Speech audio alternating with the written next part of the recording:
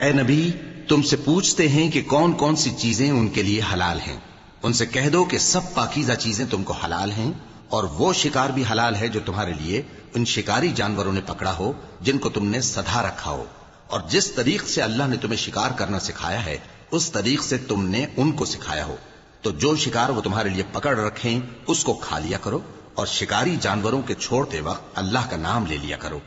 اور اللہ سے ڈرتے رہو، بے شک اللہ جلد حساب لینے والا ہے۔ آج تمہارے لیے سب پاکیزہ چیزیں حلال کر دی گئیں، اور اہل کتاب کا کھانا بھی تم کو حلال ہے اور تمہارا کھانا ان کو حلال ہے،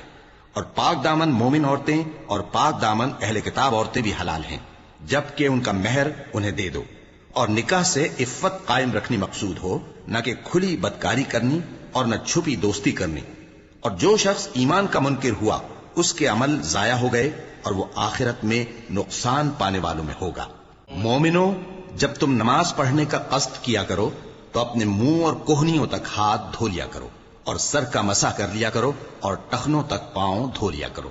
اور اگر جنابت کی حالت میں ہو تو نہا کر پاک ہو جایا کرو، اور اگر بیمار ہو یا سفر میں ہو یا کوئی تم میں سے بیت الخلا سے ہو کر آیا ہو یا تم نے عورتوں سے مقاربت کی ہو، پھر تمہیں پانی نہ مل سکے تو پاک مٹی لو اور اس سے منہ اور ہاتھوں کا مسح یعنی تیمم کر لو۔ اللہ تم پر کسی طرح کی تنگی نہیں کرنا چاہتا، بلکہ یہ چاہتا ہے کہ تمہیں پاک کرے اور اپنی نعمتیں تم پر پوری کرے تاکہ تم شکر کرو۔